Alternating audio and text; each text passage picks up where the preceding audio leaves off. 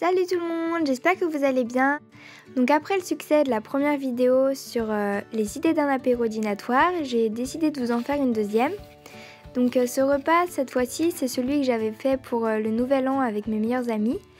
Donc pour cela, j'avais préparé des mousses d'asperges, des mousses de betterave, des verrines de concombre et de jambon, des verrines exotiques donc avec des crevettes, de la mangue et des clémentines, des champignons farcis, des gougères donc à différents parfums et enfin donc pour terminer des cookies salés donc au pruneau et au roquefort.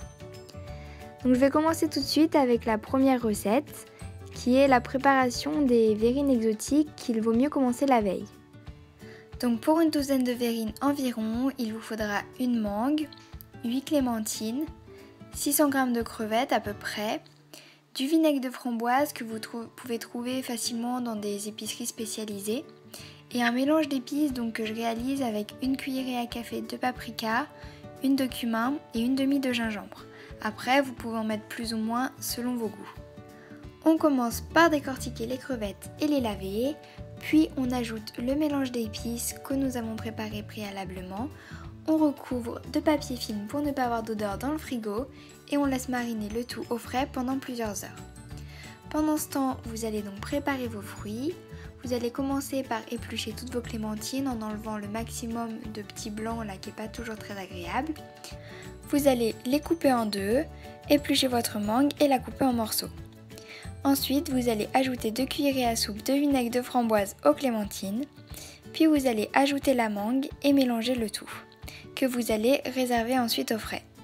Pour continuer, une fois que les crevettes auront bien mariné, vous allez les couper en petits morceaux, puis vous allez les faire revenir à la poêle environ 2 minutes, pas plus, dans un peu de matière grasse. Puis vous allez les retirer, ajouter 2 cuillères à soupe de vinaigre de framboise pour faire un jus et faire revenir les fruits dedans.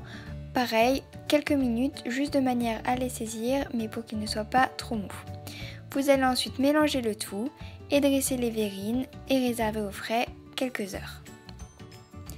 On continue avec les verrines d'asperges pour lesquelles il vous faudra une grande boîte d'asperges blanches, une boîte d'asperges vertes, du mascarpone, 3 feuilles de gélatine, 3 œufs durs, des œufs de limpe et quelques baies si vous voulez aromatiser le tout. Vous allez commencer par faire cuire vos œufs durs et à mettre la gélatine à tremper, 2 feuilles je me suis trompée. Puis vous allez mettre les œufs épluchés dans un robot, ajouter les asperges blanches et vertes, la gélatine, le mascarpone et le poivre de Sichuan. Puis vous allez mixer le tout jusqu'à obtenir une mousse assez homogène que vous allez dresser dans des verrines et laisser reposer au frais. Vous pouvez également ajouter des œufs de limpe après, juste avant le service ou avant de les mettre au frais, comme vous voulez. On passe aux verrines de concombre, pour lesquelles il vous faudra un concombre évidemment, 2 tranches de jambon blanc, 2 cuillerées à soupe de fromage blanc ou plus, à vous d'ajuster, ou des vaches qui rient à la place comme vous voulez, et des épices, du sel et du poivre selon vos goûts.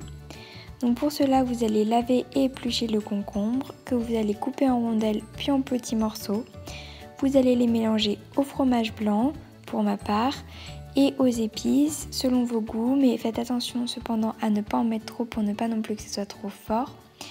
Vous mélangez bien et vous passez ensuite au broyage du jambon blanc. Une fois votre jambon broyé, vous le disposez dans une douzaine de verrines.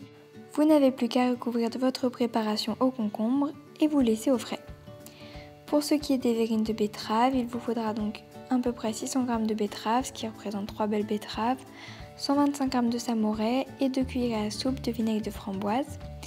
Vous épluchez vos betteraves que vous broyez avec le samouraï et le vinaigre de framboise, puis vous n'avez plus qu'à disposer dans des verrines, donc une petite douzaine, et à laisser au frais. Puis vous pouvez enchaîner avec les champignons farcis pour lesquels il vous faudra 20 beaux champignons de Paris frais, un pot de boursin ail et fines herbes, du sel et du poivre si vous le souhaitez.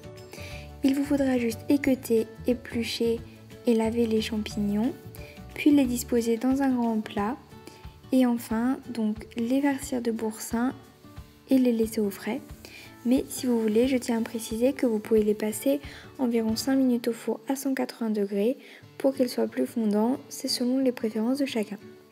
Et enfin, on va terminer avec les cookies salés pour lesquels il vous faudra 100 g de farine et 100 g de maïzena, une cuillerée à soupe de levure, 10 g de pruneaux dénoyautés et 50 g de roquefort que vous pouvez remplacer par des noix, des lardons ou juste 100 g de fromage, 50 g d'huile d'olive, une cuillère à soupe de crème fraîche et un œuf.